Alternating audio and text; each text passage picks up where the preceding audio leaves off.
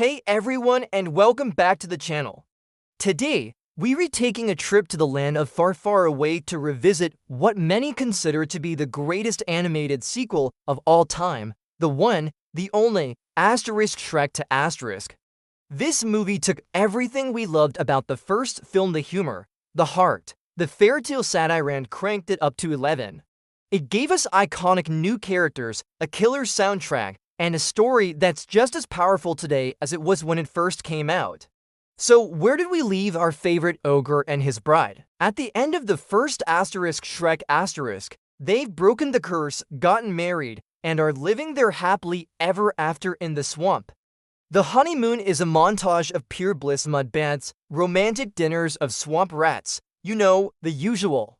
But their fairytale romance gets a dose of reality when a royal decree arrives, summoning Princess Fiona and her new husband to the kingdom of far, far away to receive her parents' blessing.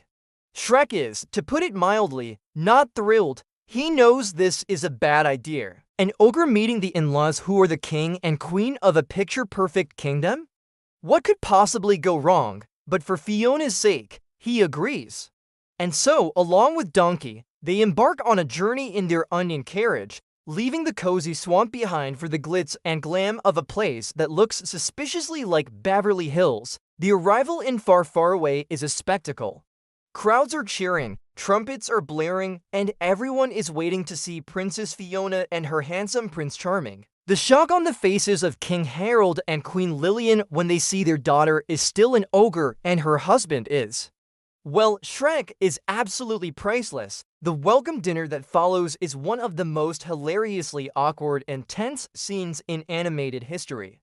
The passive-aggressive jabs between Shrek and King Harold, the flying food, the cultural misunderstandings, it's a masterclass in comedic tension.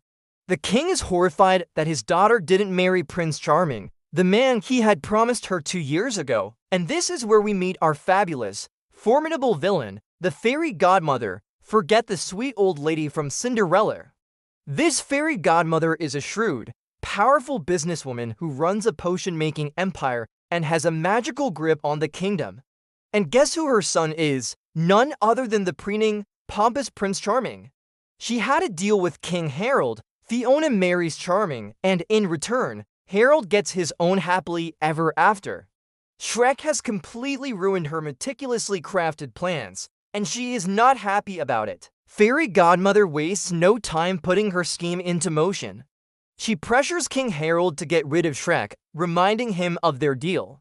The king, torn between his daughter's happiness and his own dark secret, reluctantly agrees. He hires the most famous ogre slayer in the land to take care of the problem. And who is this legendary assassin? The one, the only, the adorable but deadly Puss in Boots. The introduction of Puss is another iconic moment. In a dark forest, Shrek is ambushed by this tiny, swashbuckling feline. The initial fight scene is hilarious, with Puss trying to be intimidating before succumbing to a hairball. But after Shrek spares his life, Puss, bound by a code of honor, swears his loyalty to Shrek, much to Donkey's immediate jealousy and annoyance. The rivalry and eventual friendship between Donkey and Puss becomes one of the best parts of the entire franchise. Feeling insecure and believing he's the reason for Fiona's unhappiness, Shrek becomes desperate. He finds the fairy godmother's business card and decides that he needs a magical fix. With Donkey and Puss in tow, he sneaks into her massive potion factory, a magical industrial complex complete with bubbling vats and assembly lines. After a chaotic chase, they manage to steal a happily ever after potion. The label promises beauty divine for the drinker and their true love. Shrek drinks it, hoping to become the handsome prince he thinks Fiona wants.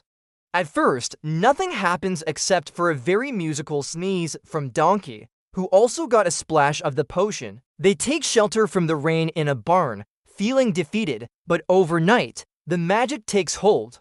Shrek wakes up to discover he has transformed into a handsome human man.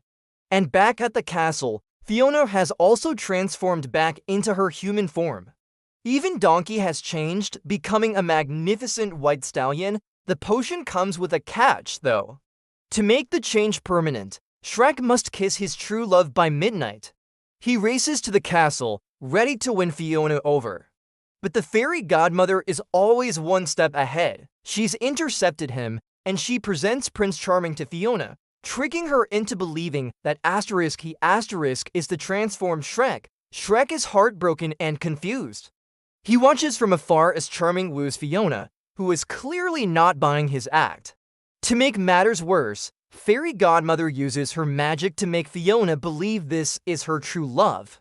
Captured and thrown into a bar with his now human father-in-law, a dejected Shrek overhears the whole conspiracy. He learns that Fairy Godmother is forcing the king to give Fiona a love potion that will make her fall for Charming. This is the turning point. Shrek realizes he's been fighting for the wrong thing. It's not about changing himself, it's about fighting for the love he and Fiona already have. With this newfound resolve, he needs to get back into the castle, which is now heavily guarded for the royal ball where Fiona is set to seal her fate with a kiss.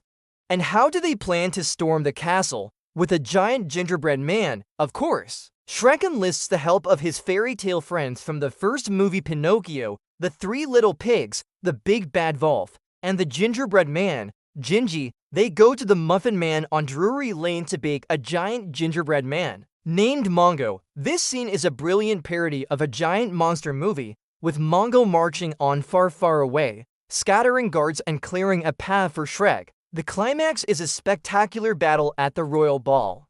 As Mongo creates a diversion, Shrek, Donkey, and Puss charge in. Shrek swings in on a chain, trying to stop Charming from kissing Fiona just as the clock strikes midnight.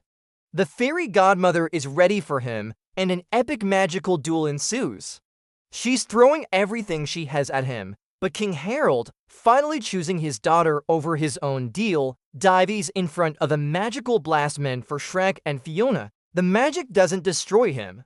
Instead, it ricochets off his armor and hits the fairy godmother, who disintegrates into a shower of bubbles, leaving only her glasses and magic wand behind. The spell on King Harold is also broken, and he reverts to his true form, a frog. It turns out, he was the frog from the fairy tale who made a deal with the fairy godmother to marry Queen Lillian in exchange for becoming human. He apologizes to Fiona, finally giving Shrek and his daughter his genuine blessing. As the clock chimes midnight, the potion's effect begins to wear off. Shrek asks Fiona if she wants him to remain human. He's willing to stay this way for her, to be her perfect prince. But Fiona's response is what makes this movie so special. She tells him, "I want what any princess wants, to live happily ever after." With the ogre I married, she loves him just as he is. As they kiss, the magic fades and they both return to their ogre forms, happier than ever. Donkey also changes back from a stallion, though he's a little sad to lose his magnificent voice. The film ends with a massive party, with Puss and Donkey leading a phenomenal performance of Livin' La Vida Loca. It's a joyous celebration of love, acceptance, and being true to yourself. Shrek to isn't just a funny movie with clever pop culture references. It's a story that tells us that true love isn't about changing for someone. It's about being loved for exactly who you are, flaws and all. It deepens the world and the characters in every way, delivering a sequel that not only lives up to the original but, in many ways, surpasses it. What's your favorite part of Shrek to? The introduction of Puss in Boots, the I Need a Hero sequence.